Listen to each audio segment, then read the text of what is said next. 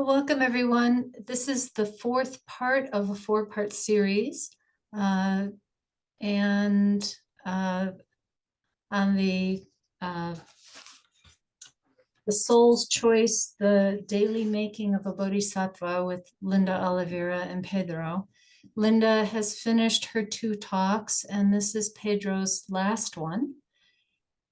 So far, it has been just so insightful and very thought-provoking. I think we've all really enjoyed it, and it's been so interactive and so much, fun in a theosophical sense. So I'm going to hand the floor over to Pedro, and we'll get started.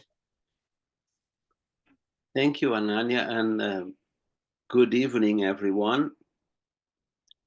The slide you see on the screen was the last slide that we discussed, so we will proceed from there. But before we go back to the stream of slides selected for this talk, I wanted to mention what Linda presented in her last talk, which is known as the Kuan Yin vow. And it exists in different forms, but it's always expressing this view that someone who is about to take that vow does not take it for himself or herself, but for the benefit of the sentient beings. And besides that, the book Annie Besant in India shows that just before Madame Blavatsky passed away in May 1891, she was in New York, and she met Mr. William Kwan Judge there, and the two of them went on a lecture tour to different lodges before they went back to England, knowing that Madame Blavatsky was very ill. And this is a note that she wrote.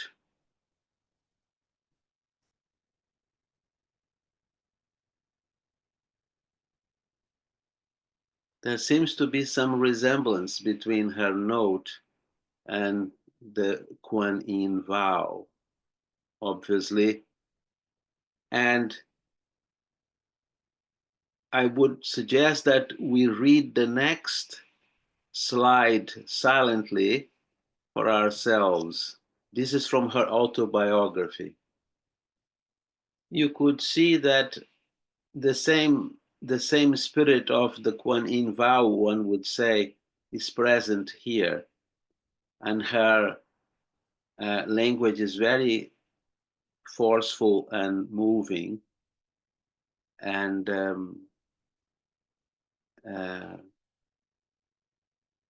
particularly when she says that she would be willing to go into the darkness, she and those who follow this path go into the darkness for themselves, that they might, with their souls as fuel, feed the light of the world.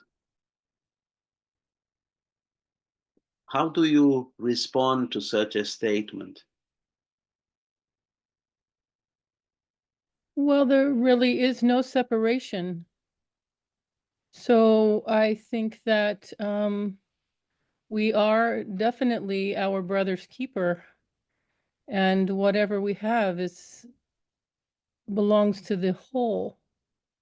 So I would think it would be to give completely. Thank you. Any other view?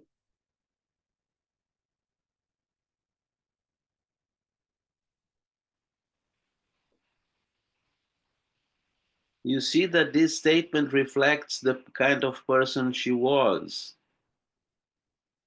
She would act upon injustice. She would act upon social abandonment. she would act on the professional conditions of young women and many other situations. And she was willing to sacrifice everything.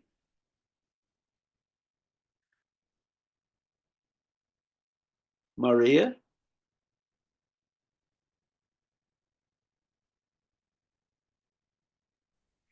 It's I think you have, yes. interesting how each sacrifice moved her more deeply into the ease of sacrifice. Not that it would seem as though that's an unanticipated aspect of this path of renunciation, that each sacrifice makes one stronger, not weaker. And that must be some kind of a law of the inner life that one only begins to understand when the sacrifice truly begins. Thank you. Rosie? My thought was similar to Maria's. When you read this, it's very humbling, but maybe also somewhat encouraging to see that it does seem to be a process, and that it's maybe a process that can start with small renunciations and then can grow. Thank you.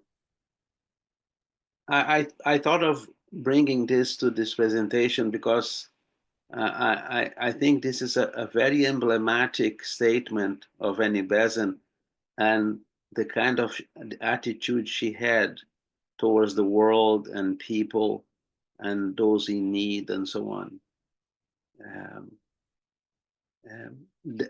It seems that every sacrifice energized her for more work. And that never stopped. She continued in that attitude. And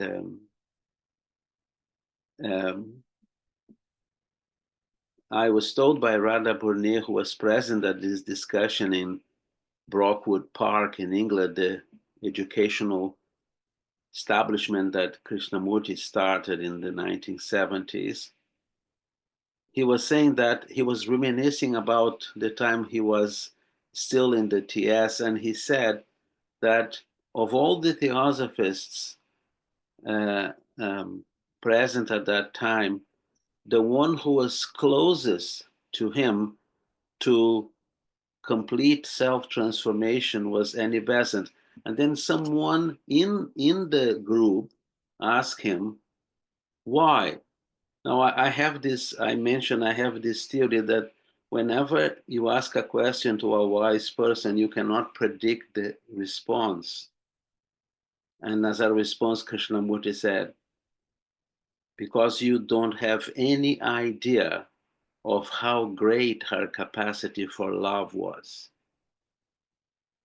And that capacity for love endeared her to thousands of people around the world. We continue. And now we resume the stream of slides from the Voice of the Silence. And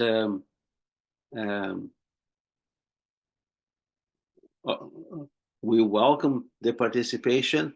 And if we can be brief in our comments, then more people can participate. And this is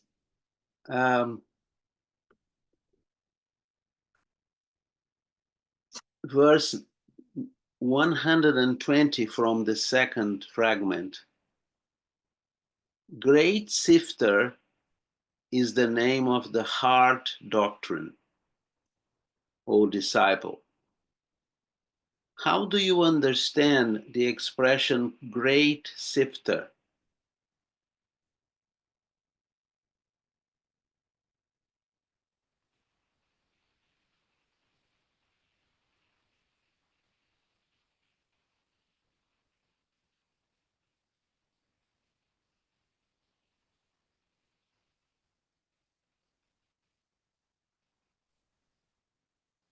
Pablo? It just reminds me of that phrase in the Bible, many are called, but few are chosen, or something like that. I mean, because of the nature of this path, it just separates the souls that are able to walk on it or not, I suppose. Yes. And Maria?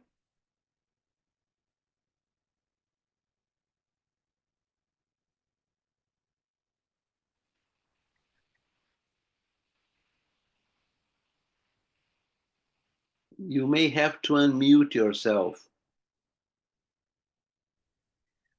It suggests also the sifting of the grain from the chaff, and that the living of the heart doctrine makes one more and more discerning of what is of value and what can be let go. Thank you. Carol?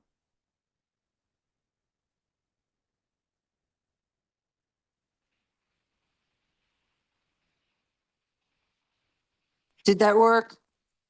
Yep. Okay. Yeah, it made me think, we don't know the name of the princess who Rumpelstiltskin held prisoner. But in the fairy tale, one of her tasks is to sort the grains, like Maria said.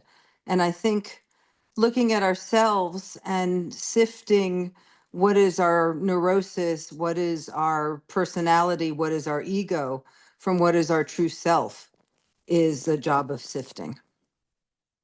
Thank you. Yes, it seems that it can apply the process of sifting to aspirants on the path or candidates on the path, but it may apply to the contents of our consciousness that could be put through this great sifter. And there is a passage in the Voice of the Silence, for example, that says, don't look back. If you look back, you are lost. And what causes us to look back sometimes is the impelling strength of our remembered experiences, that in one way or another, they continue to condition the mind. Anyhow, probably there are different ways of looking at this. We move on. Yes. The wheel of the good law moves swiftly on. It grinds by night and day. The worthless husks it drives out the golden grain, the refuse from the flour. The hand of karma guides the wheel. The revolutions mark the beatings of the karmic heart.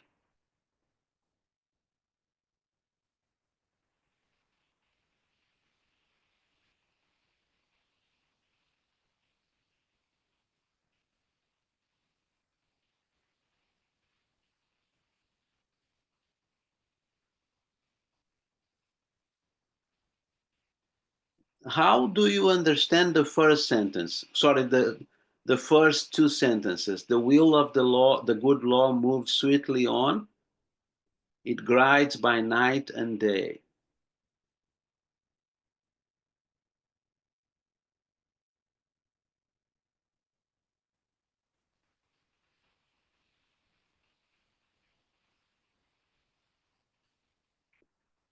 Elena.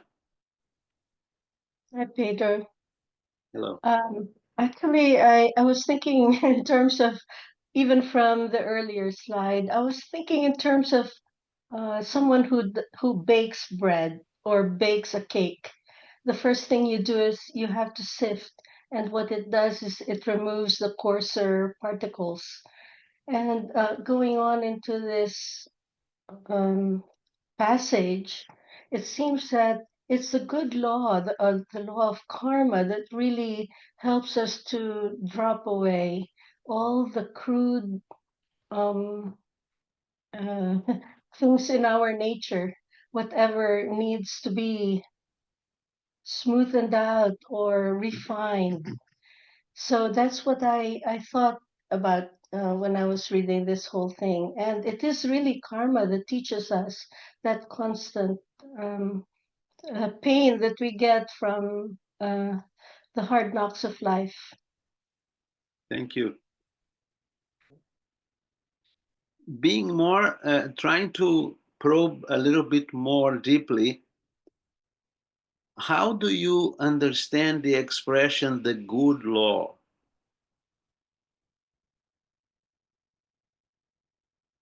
Susan? We can trust it and we can be grateful for it. And we know that it's always right. And we wouldn't want to escape it because we have we have a lot to do.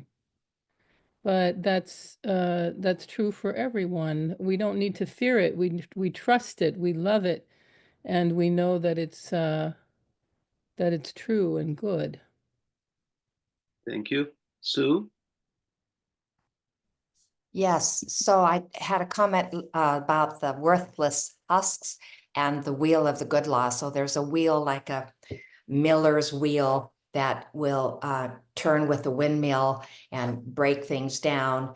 And so there's a sifting of our negative qualities. We're going to leave it. They're like husks.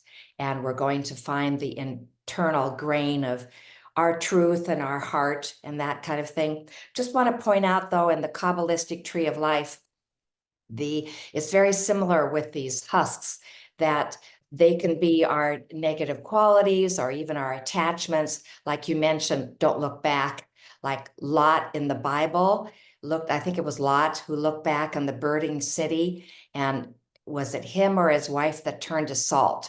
So you just become rigid when you have these attachments, so that the sifting is the sifting away. And with each Sephira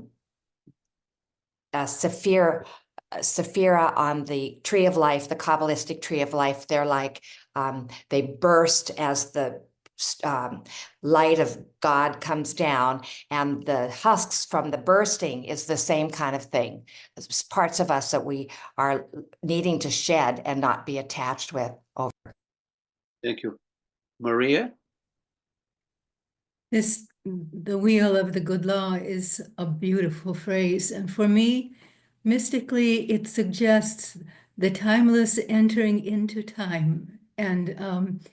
And the good law, sometimes it's suggested that the law of laws is compassion. It is we're living in a living system that is alive in every element, and the law of compassion is entering into all our lives and the lives of all things to move us on, no matter what. Thank you. We proceed then.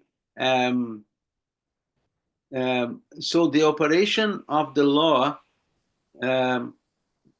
causes the worthless husks that it dries from the golden grain, the refuse from the flour. What are worthless husks in this metaphor?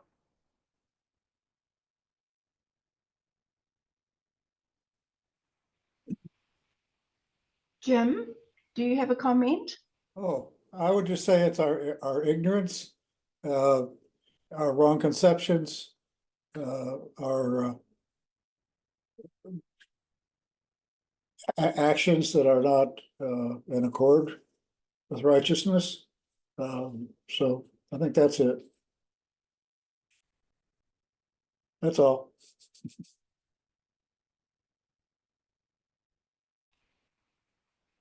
The impression of past experiences that we cling to.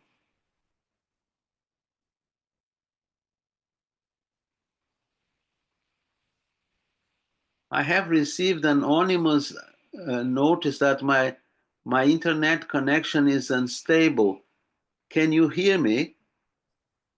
Yeah, you've been fine, Pedro. There hasn't been Thank any you. problem. Thank you, Anania. You are an angel. So I was trying to say that in this metaphor, can the worthless husks that are driven out from the golden grain, can they be unfinished experiences?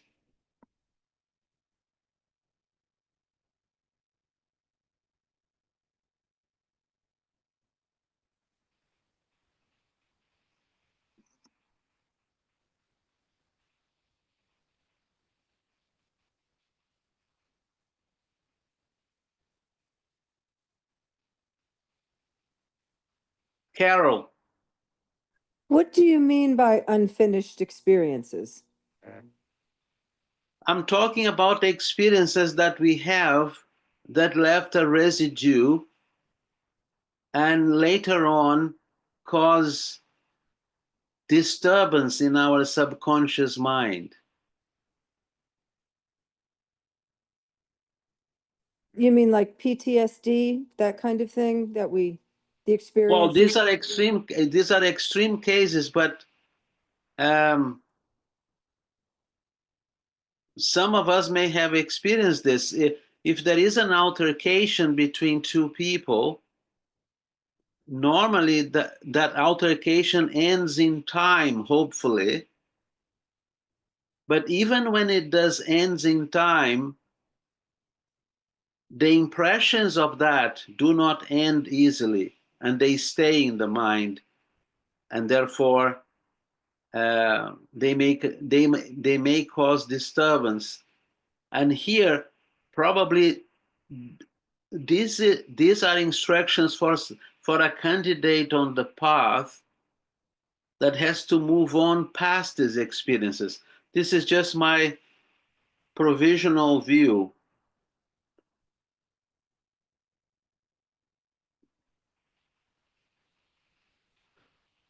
We move on. Linda has her hand raised. Oh, yes, sorry. I was just thinking that it seems to me there are two levels on which we can understand this paragraph.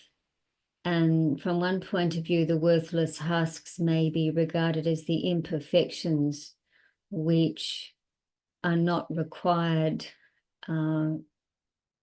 ultimately if one is on the Bodhisattva path. It may also be a reference to this kind of sifting out of individuals who, I guess, have what it takes to tread this great path of renunciation.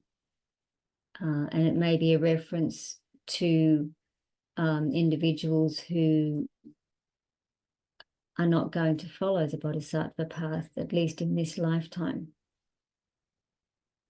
Thank you.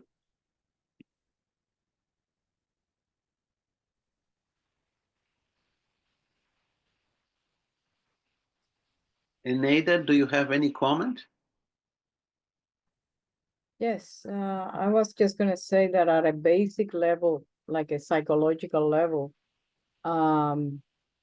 one would have to really cleanse the whole of the subconscious and the personality. Whatever is not yet clear or clean in our psychological nature will have to be harmonized, will have to be sifted, so to speak, so that the inward nature can flower and can receive a new energy into the psyche so that it can move on to other heights of comprehension. So yes, the psychological nature has to be cleansed. So that may be part of what the worthless husk has to be driven out so that the golden grain or the refuse have to be removed for the good nature to grow. And it is all a harmonious process that has to be brought about because that's working with the good law. So that the mind is open in a new way to receive the light of comprehension and many other things, many other beautiful things. Thank you. Then we move on. There are different images, but the last two are very poetic and beautiful. The hand of karma guides the wheel. The revolutions mark the beatings of the karmic heart. The first part of this last sentence, the hand of karma guides the wheel. What does that mean? The wheel here is the wheel of the good law.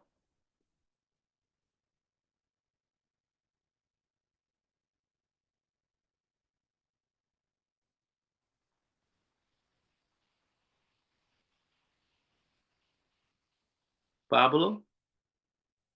In general, wheel refers to cycles. So I take it like karma is the one that guides the cycles of growth and everything.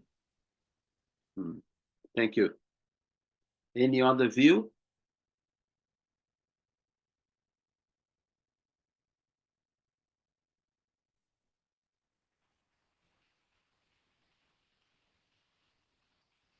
Then we consider the second half. The revolutions mark the beatings of the karmic heart.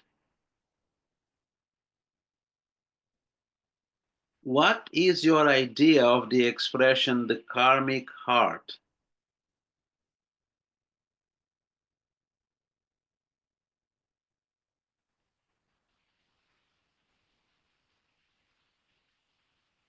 Maria?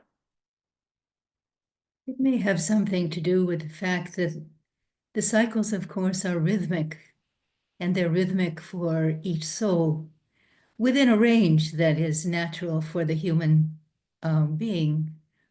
And through that rhythm, divine energy is circulated through the system, the fields of becoming. Thank you.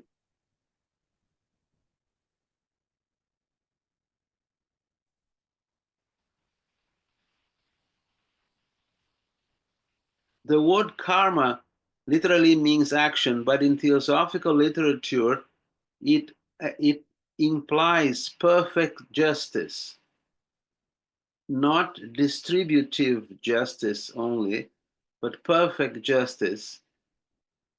And so the whole process is guided by this law, and so the law is not a metaphysical abstraction. It is actually part of our lives and the lives of everything that exists.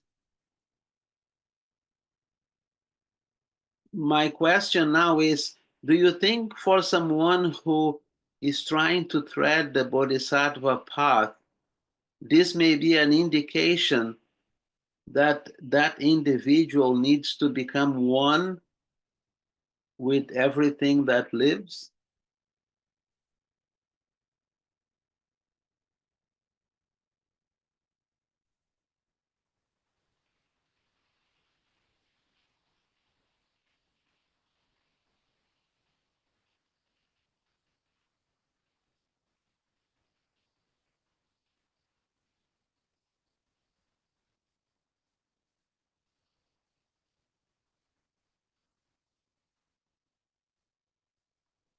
I really don't know how to rephrase this question, so we will move on.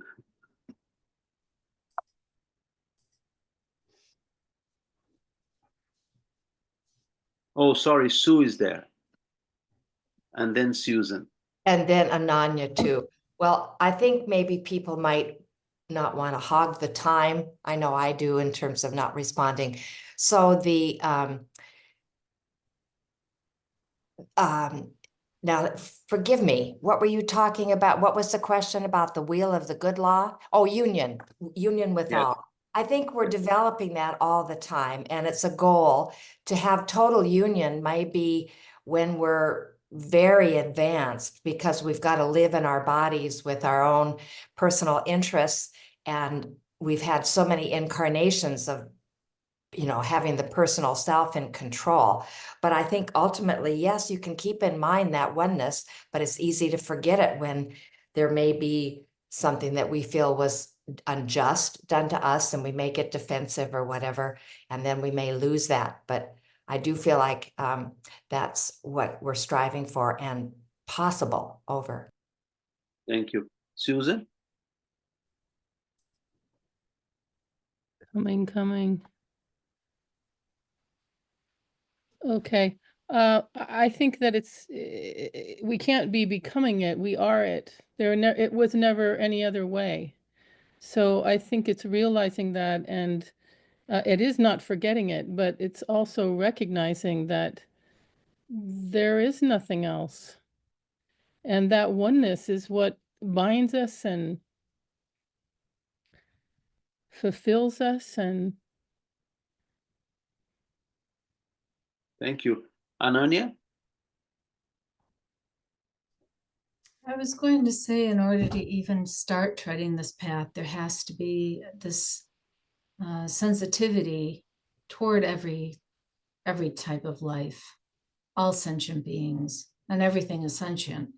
So, you know, there does have to be, and it's difficult because, you know, there's the material, the physical world that we live in, and this physical body and its emotions and so forth. But there is this other side to us that can come into touch for brief seconds or brief moments where you feel that oneness with everything that's around you.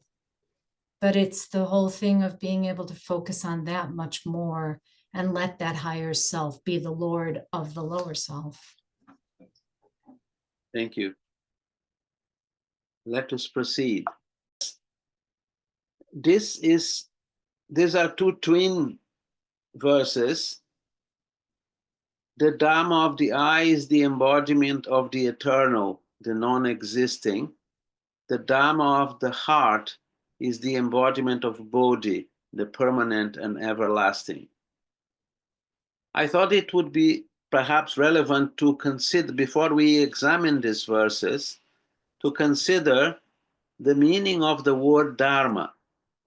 So this is what I found in the Oxford English Dictionary. It is said that Dharma, it pertains to Buddhism.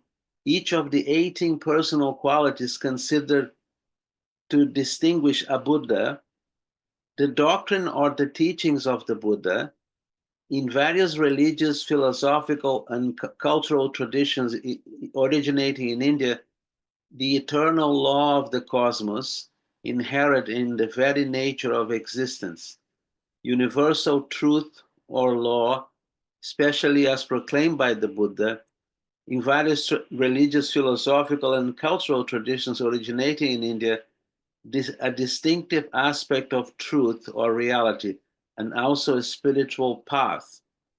Now, the richness of this concept doesn't end there. In the Theravada tradition, Dhamma in Pali means, when untranslated, the Buddha's teaching. Things, states, factors, mind objects, qualities, teachings, and as a suffix, subject, I cannot find a way. Sorry, subject to, it's subject to something else, like Bodhidharma, Abhidharma, and so on. And this comes from the book, from a core text of the Buddhist teachings, Majjhima Nikaya, the middle-length discourses of the Buddha. Then we have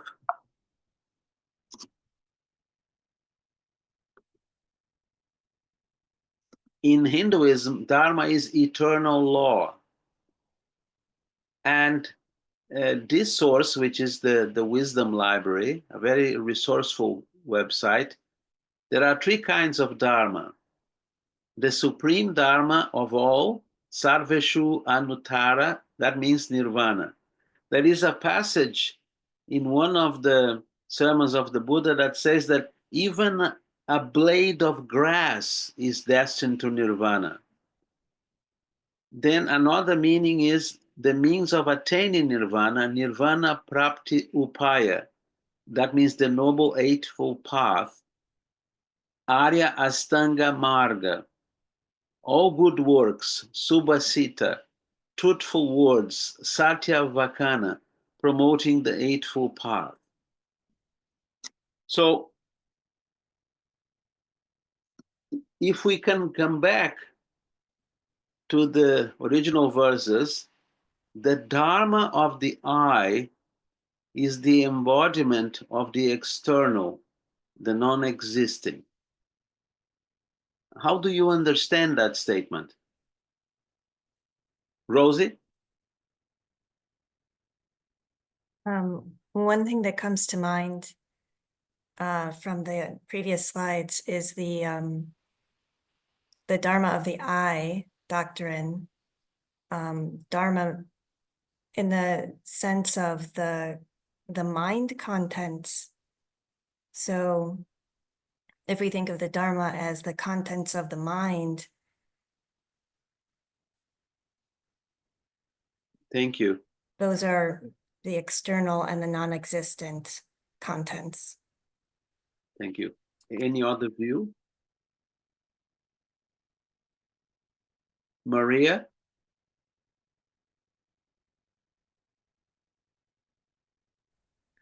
It may suggest the appearance and disappearance of the other in our experience.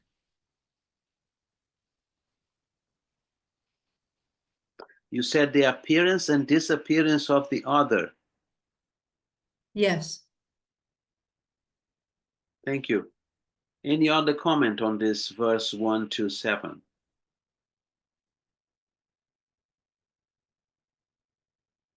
Pablo?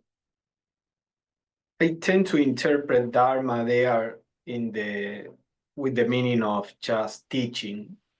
So the teachings of the I talk about the exoteric, the appearance. That's like the relative truth, as opposed to the heart that is more of the absolute truth. Thank you. It's interesting because a French philosopher many years ago, his name was Maurice Merleau-Ponty, he said that was his criticism of science. He said, science manipulates things but refuses to dwell in them. So the Dharma of science probably is the Dharma of the I and dealing with the physical world.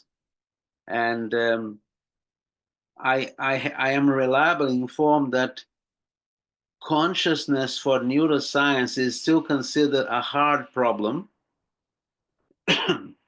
And probably, although its progress is much more sophisticated than it was in the 19th century, Annie Besant mentioned an Italian scientist called Cesare Lombroso, and he coined an expression that surprised some people at that time, but today would probably be perceived as extremely reductionistic.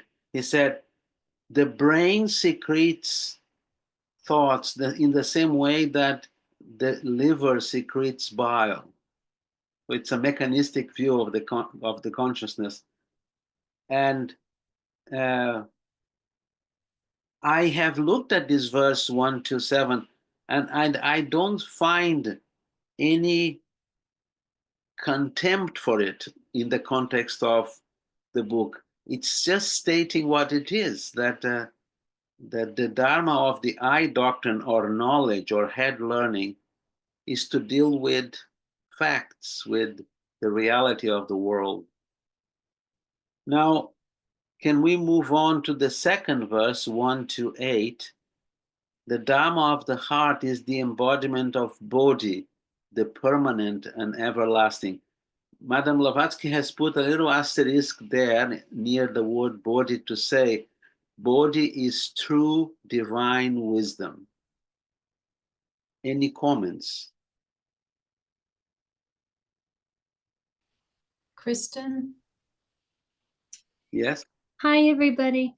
I just keep going back to the Dharma of the heart and just thinking about the Heart Sutra.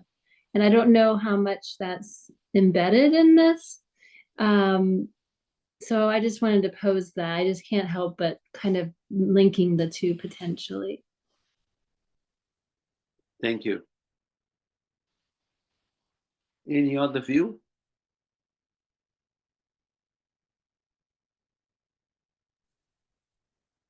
Ananya and Carol. Oh, I just wanted to reiterate your comment because you were mentioning that, there isn't any judgment here between the Dharma of the eye and the Dharma of the heart. They both have to exist. And I've been reading Christmas Humphrey's book, A Western Approach to Zen. And he mentions the same thing, is that, there's this relative truth and then the absolute truth. And there is this physicality and this absolute and divinity, so that the divine can know itself and the relative can know the divine. So they both have their roles. Thank you. Carol. It's so interesting when we translate words that we have to kind of pick one. Because besides true divine wisdom, Bodhi, like bodhicitta, bodhisattva, is compassion. So the true wisdom is compassion. I think that's really beautiful. Yes. I wanted to come back to, before Linda mentions something, to what Christy said. Did you mention a correlation between the word heart in verse 1 to 8 and the Heart Sutra? Yes, that's what when I saw those together, that's the one sutra I know. So, but very well. But it's considered the sutra, the Bodhisattva Avalokita, and Avalokita is Kuan Yin. So I just wonder if, in the basic structure of the sutra, it goes into the idea of emptiness as form and form as emptiness, and just about how that you have to empty of self in order to become a bodhisattva. And you have to see that there is no solidity in anything really. And then the idea is that once you have that realization, all suffering ends and you kind of reach a sort of nirvana. And perhaps the I then is, like you were saying, like trying to create solidity, trying to create separation through knowledge or through ideas. And the Heart Sutra says the opposite. It's really the absence of all of that. So I don't know. That's what it's kind of going around in my head. Thank you. Linda? I think these two verses give real pause for reflection on our own mental states, where we are directing our attention at any given time. And I think if we really look at that, and we're also interested in a deeper spiritual life, we probably move between both of those in different ways, and perhaps dwell largely in this embodiment of the external during a given day. But I think a time has to come when if we're really interested in this secret path, the Bodhisattva path, a time has to come where this Dharma of the heart is something which starts to inform that outward looking aspect of us more and more. Thank you. So kindly acts and thou shalt reap their fruition. An action in a deed of mercy becomes an action in a deadly sin. Thus saith the sage. Do you find the language of the middle sentence too strong or applicable to all of us? It is strong. Is it for strong? sure. It is strong. I said. Yes. What do you find strong? Yeah, that many times we may not be alert enough, or we may not want to spend energy in helping somewhere, and then that's not just an omission, but it's also a bad action. So that is a high bar for us.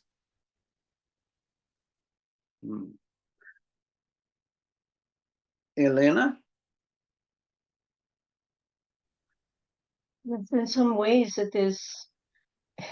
It seems to be very strong, but truly, if we think about the oneness of everything, watching someone who is suffering and doing nothing is like helping them to suffer more when we have the capability to do something and we don't.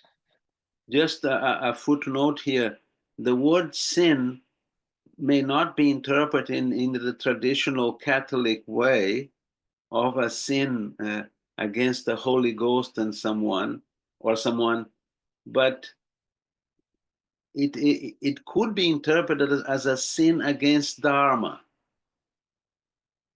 And the Buddhist tradition has a very interesting moral code called the Vinaya. It contains a number of precepts that all monks and nuns have to observe. And whenever a monk, for example, commits an offense, he is not judged by an immediate authority like in other institutions. That his mistake or offense evokes a meeting of the entire Sangha that will consider his offense in the light of his life or his effort or his service. But so there is a difference there. Any other comment?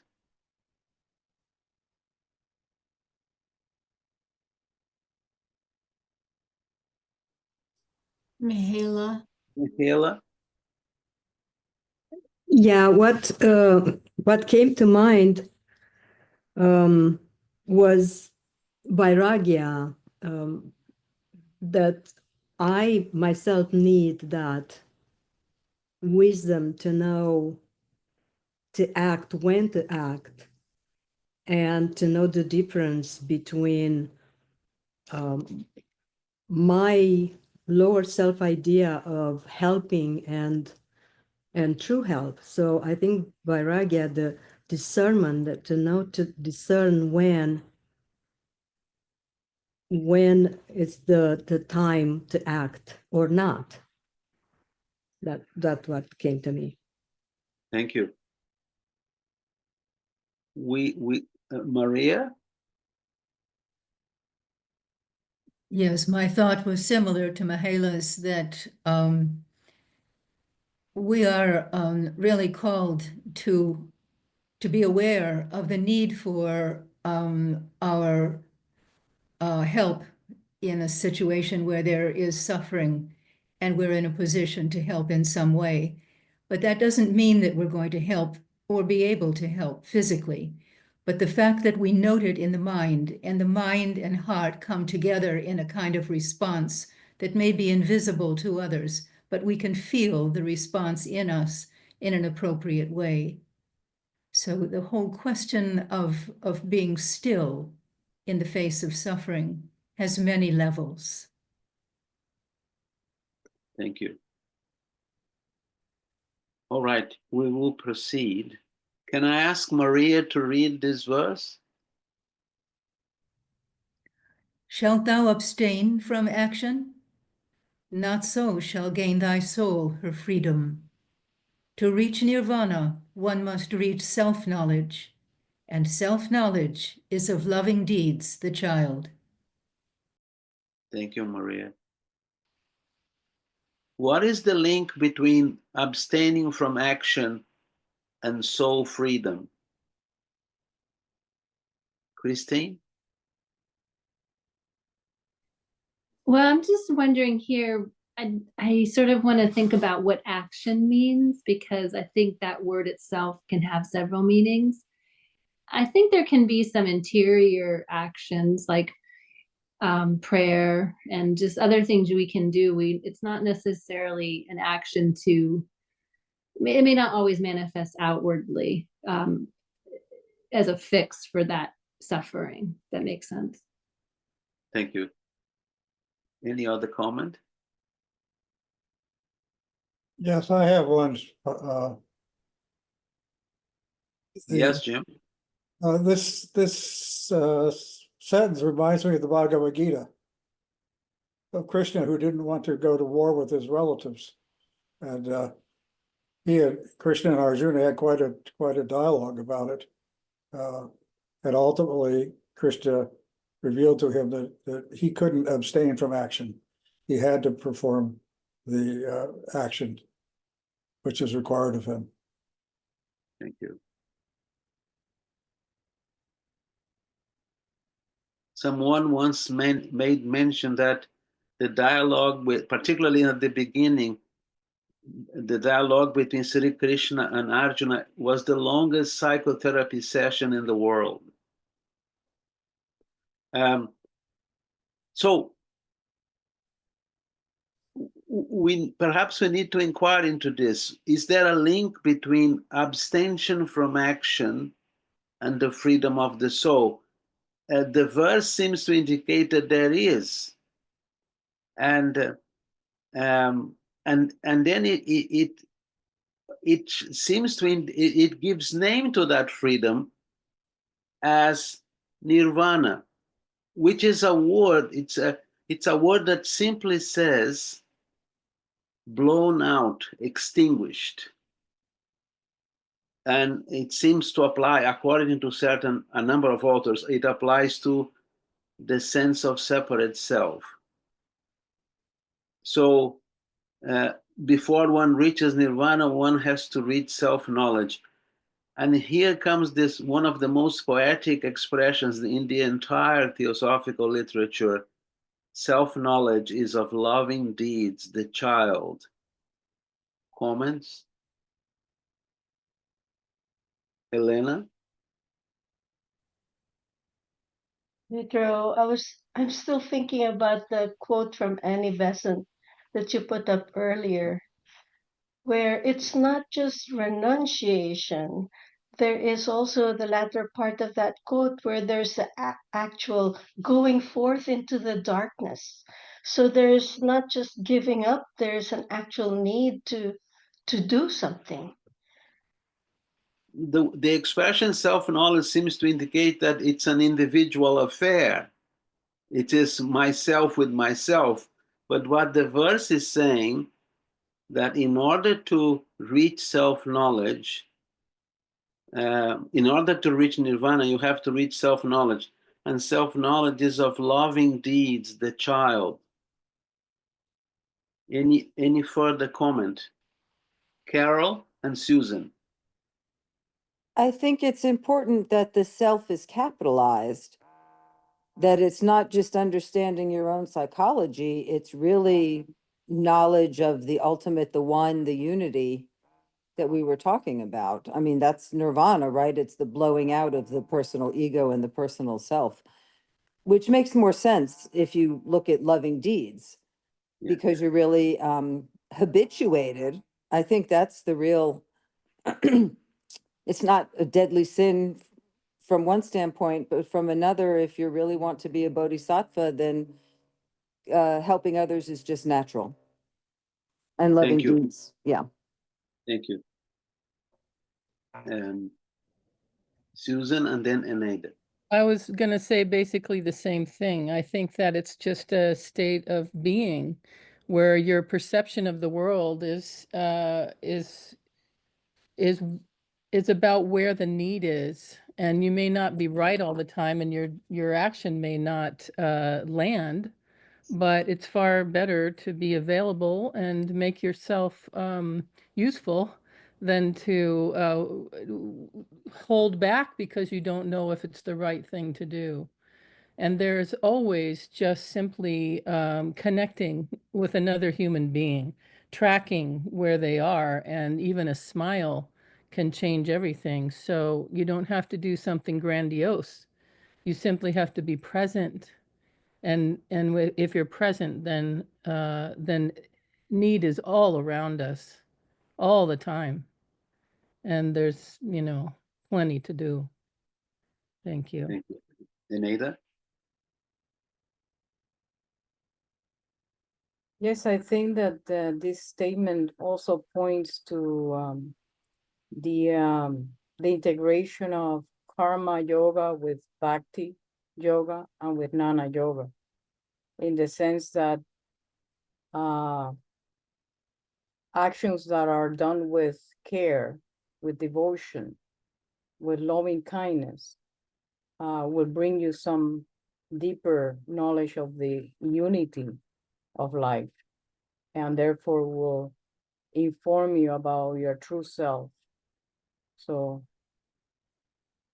yes. Thank you. If we can go back to the expression, the last, in the last sentence, self-knowledge is of loving deeds, the child. When I was working at ADR many years ago, a very distinguished Swami from the Shankaracharya tradition passed away. His name was Sri Chandrasekhara Swamigal, and the newspaper published some of his thoughts, and in one of them, he said, self-knowledge is the longest journey to the nearest place. So when I read that, I think I could partially understand that for that to happen, we end up getting lost in the journey of life, lost in our own thoughts or lost in our own experiences. But the destination is always within. And there is this core statement that self-knowledge is the child of loving deeds. Can we probe a little bit further this statement? Maria?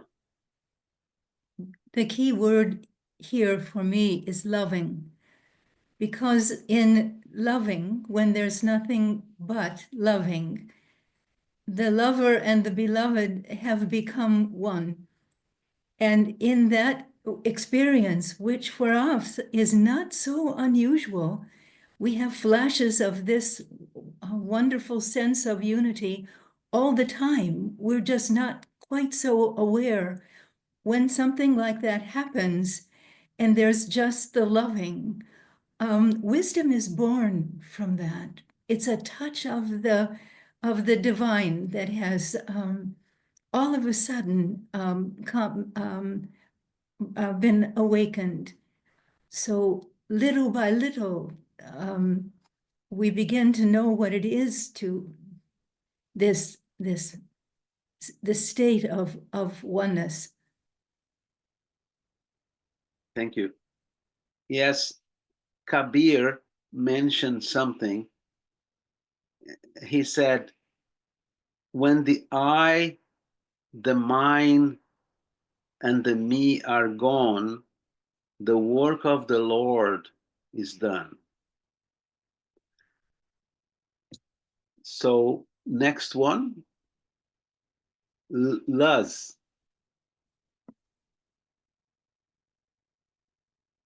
You may have to unmute. Go ahead, Luz. I am unmuted. Are you talking to me? Can you hear me? Yes. Okay. I was thinking about the key words, and Maria said that loving is very important, which I totally agree. But another one that I see very important here in the last sentence is the last word that says the child. Deeds the child. And why the child? And what it came to my mind is that innocence of a child, which is totally pure love and purity. And it kind of remind me when Jesus said, let the children come to me. So in one way, we also have to become children, to be so pure and so innocent, so we can develop this kind of loving deeds. Thank you, Linda. And then Jim. There seems to be kind of a paradox here, that self-knowledge is of loving deeds at the child. It suggests that as we move our awareness out of ourselves and become more aware of the life around us, and there is a natural response of loving deeds, even though we're sort of moving outwards, we're also moving closer to our own center. So it's as though our center, therefore, is not so much a spatial thing, but it has to do with our consciousness, really. And that may be reaching out to others. And yet, paradoxically, in that reaching out, there may be some real inner realizations. Thank you. Jim? Yes. Well, when you've performed a loving deed, you can look behind it and see what your motives are. Am I doing this loving act because I want somebody to respect me, or think well of me, or whatever? But you keep going deeper and deeper, and pretty soon you start running into paradigms, your beliefs about the world and your the self and all of that, so that you eventually get to self-knowledge through that. So I did it one time. I asked myself why I opened the door for a woman, and I went through 33 levels. I guess one for each vertebrae. I don't know. Anyway, and finding out what was behind it. Why was I doing that? My mother taught me to do it. Yes, there's a fundamental paradigm about male female. There's countless other paradigms that are running. They're little sub programs that are running in our subconscious all the time, and so we need to ferret them out and understand them. Okay, thank you. Yes, the last sentence, as someone remarked a little while ago, take us back to the statement by Annie Besant on how she felt regarding the poor and the needy and so on. Rabindranath Tagore also wrote glowingly about this, about how he felt by being with the dispossessed in Calcutta, those who had nothing, and he compared himself as the footstool of God. Here is thy footstool, where live the lost, the poor, the dispossessed, and so on. And it is possible that if we could express naturally, effortlessly in our lives loving deeds, we would experience moments outside self-centeredness. And that could be an opening to a deeper consciousness within us. We need to move on. Another famous verse, can I ask Carol to read it? Have patience, candidate, as one who fears no failure, courts no success. Fix thy soul's gaze upon the star whose ray thou art, the flaming star that shines within the lightless depths of ever being, the boundless fields of the unknown. What does it mean to fear no failure and court no success? That's Carol. I think it's like being indifferent to pleasure and pain, that you're not thinking of yourself, and if I'm good or bad, you're just being without a big sense of ego. Thank you. Any other view? Yes, Les? Yes, I think that it means also that we need to be humble and we need to have failures when we go through this path, because we don't know anything in the beginning and we have so much to learn, and we're gonna make many mistakes, and we're gonna have this sense that we're not getting there sometimes, but that's okay, because if we think that we're so omnipresent and omnipotent, I don't think that's the way that we're gonna get there. So we need to fail sometimes in order to get up and keep going and keep making that muscle stronger and stronger. Otherwise, if everything comes so easy, there is no value. Thank you. What is failure?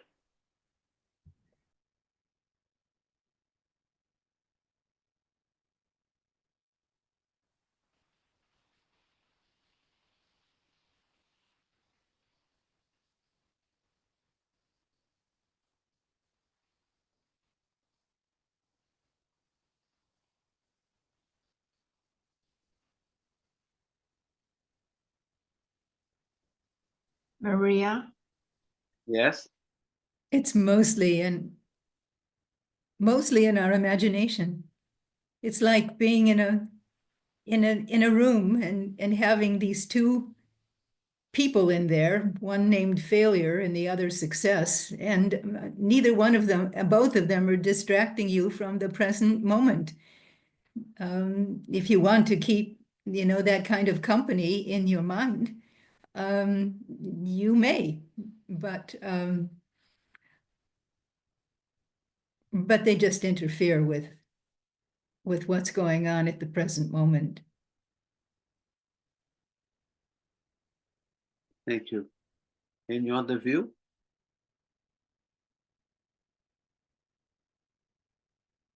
Ananya?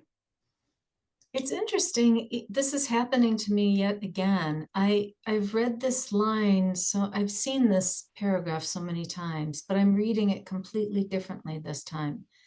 Have patience, candidate, in the sense of have patience as one who fears no failure and courts no success. Sort of how someone had mentioned earlier that, these are not, like as Maria has said, these are concepts that humanity has created. Humans have created this. These don't really exist. But at the same time, they don't really matter. We shouldn't have any draw to worrying about failure or worrying about success, but just having the patience to just be. Thank you. When we were students at the Crotone School at the winter 1983 term, one of our teachers was Yanti Hoskins, and she had a collection of sayings that she had encountered throughout her life, and she shared some of them with us. One of them was, the cemeteries are full of people who strongly believe that the world couldn't go on without them. So this is one of them. But another one, which it's perhaps relevant to this, she said, the moment patience is most needed is when it's lost. Because there may be a component of humor here, but the truth is that when we lose our cool or when we become impatient, if we are slightly aware, we can see what that moment is unfolding, and then not necessarily yielding to that drive of impatience. And in the Bhagavad Gita, there is a wonderful expression that addresses this, and it's called sthita prajna. That means the stable mind. And I was talking to Radha Burnier at ADR, and I said, I am studying this. I know that prajna can be consciousness or mind or intelligence, but what is the meaning of sthita? She looked at me and she said, immovable. So the Gita shares the same view that for the yogi, success and failure don't matter, as Ananya said. Neither pleasure or pain, neither popularity or disgrace. The yogi does his work and proceeds on his or her work and proceeds on the path, having this evenness of mind. For us, probably it's difficult to achieve, but some people did achieve that. Any other comments, Kristen? Yeah, I was going to say, I think when one gets sort of stuck in that cycle of focusing on failures or success, it can lead to a lot of frustration. And then that frustration can lead somebody to stop what they're doing or sort of decide that the path isn't worth it. So I think a lot of in meditation, people who want to achieve certain states of being in meditation, they get so frustrated at not being able to, they often quit the meditations. So I think there's something in there too about not having so much tension in the process, not feeding frustration.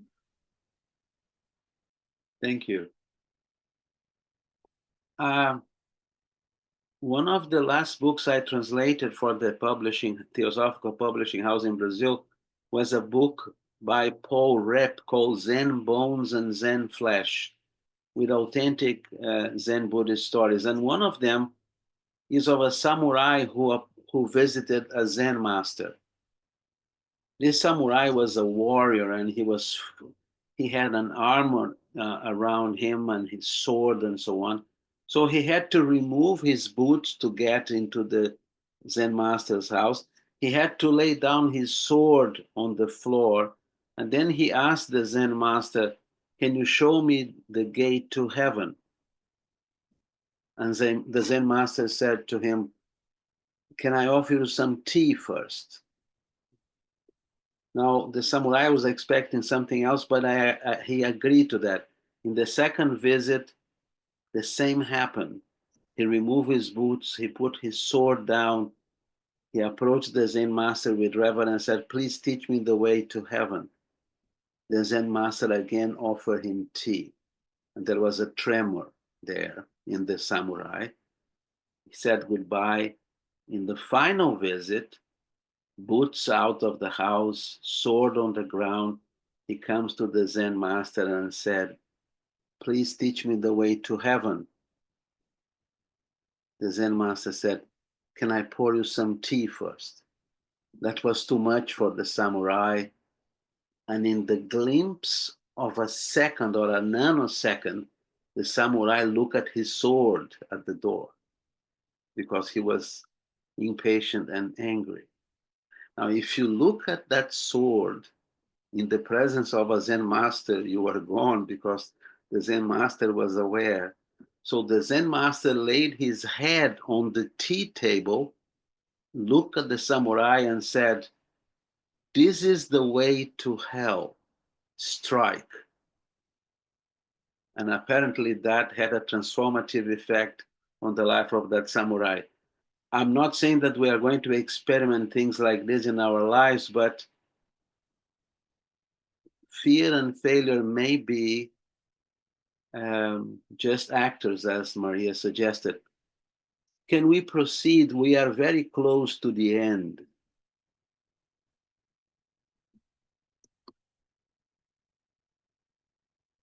Who can read this?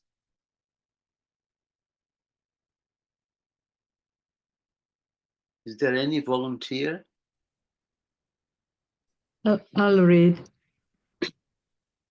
Step out from sunlight into shade to make more room for others.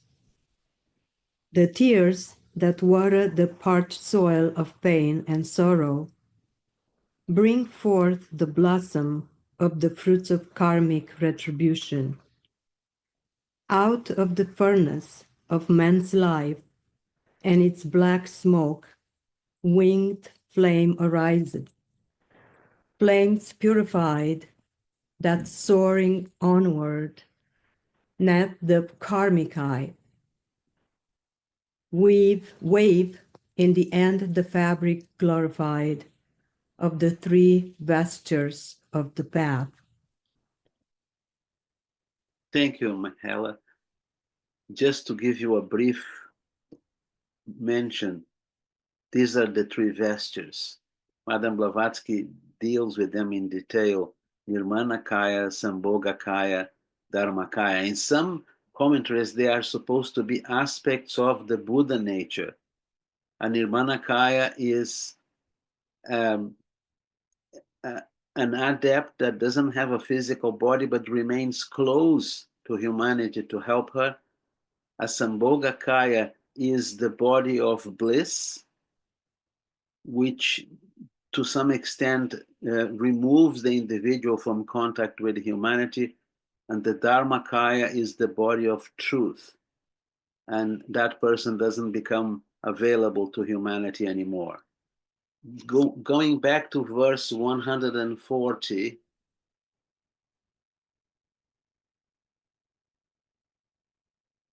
how do you understand the sentence beginning with the tears that water the parched soil of pain and sorrow bring forward blossoms and the fruits of karmic retribution?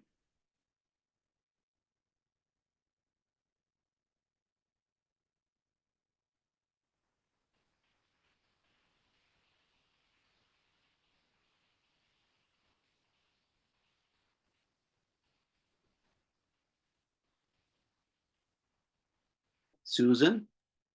I think simply compassion heals all woes. Compassion heals all sorrow. Thank you. Any other comment?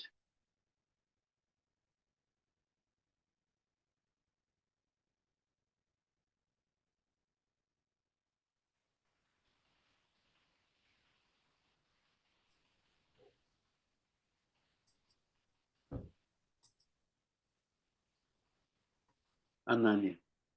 I do wonder if it also that for those who can show compassion for the pain and suffering of others, that it somehow karmically helps to not even out, but helps to lessen the amount of karma that we have created from the pain and sorrow that we've caused others as a humanity.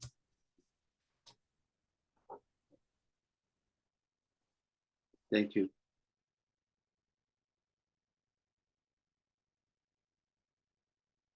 Whose tears are those that water the parched soil of pain and sorrow? Carol? I agree with what's been said. And I also wonder if it is remorse, that it is tears for the mistakes that we've made, for its owning up and understanding when we have caused pain and sorrow. And then we bring forth the beauty of that. And I don't mean regret or guilt. I mean remorse. I've done it and I vow not to do it again. Kind of a Buddhist concept. Thank you. Maria? You need to You may have unmute. to unmute. This passage is similar to another in the voice of the silence where we are told that the soul must must turn itself towards suffering as the lotus turns its heart, bears its heart to drink the morning sun. And then we are enjoined to let every human tear drop on thy heart and there remain until the suffering that caused it is removed. And then it goes on to say, these are the tears that water the fields of charity immortal, the fields in which grows the midnight blossom of Buddha. So it would seem, these are the tears of humanity that we take into our own heart in some way and bear them there until in some way we're able to respond. Thank you. In the Mahatma letters, there is this beautiful expression, which there may be a link here or a connection. When one of the adepts referred to humanity as the great orphan, and he said that humanity is the only disinherited upon the face of the earth, and that they work to uplift humanity. They, I mean the adepts. So that has been the main motive on these teachings of the voice of the silence, to live to benefit humanity. Well, we come to an end, and I would like to thank Ananya for this opportunity to address this august audience. I was going to say that, you know, I was going to say that every time you and Linda teach, there's always, first of all, there's always a crowd. You know, we always have a large audience because people enjoy both of you so much. And I was thinking about the word facilitate, and the word facilitate means to just make a process easier. People who make things easier for other people. And that's what you two do in your teaching. You have this ability, both of you, through your stories, Pedro, and Linda, through your simplicity of being able to take concepts that can sometimes be dense. I don't know what other word to use, but to just bring simplicity and beauty to these teachings. And you have done that through this program. So my heart feels very, very full because I thought this was lovely. Tonight went by so quickly. I can't believe that it's 8:30 actually. I'm kind of surprised. So thank you, thank you, thank you. Thank you. Thank you, Ananya, and to everyone. It's been really quite an experience and most enjoyable. And I think both Pedro and I hope that it has been in assistance in your lives in some way. Thank you. Can we meet for tea at the school? Oh, anytime, anytime. We'll do tea on Zoom. Virtual tea. Virtual tea. And then you got to spill the tea. Do you know that expression, Pedro? Sorry? Spill the tea. Spill the tea? Yeah, spill the tea. Spill the tea means that you got to tell us a little gossip. Oh, I see. Yes. Just meaning you have to tell us a story. Your stories are very delightful. Yes, yes. Oh, when I was working on Sri Ram's short biography, and Radhaji helped me a lot because she gave me access to some of his private papers and so on. His secretary at that time was Elite Niswanger. She was an American lady. I think she lived in Colorado. Colorado And, Springs. yes, she was secretary to a number of presidents. And someone once asked her, why don't you write a book about what transpired in the president's office during all those decades? And her reply was, a secretary keeps secret. So she never wrote anything. She was a wise woman. But, yes, but Of course, he was the president, and Indian families would send him wedding invitations almost every week, asking for his blessing to the children that were getting married. And Elite bought this card for him to sign, and he dictated a message.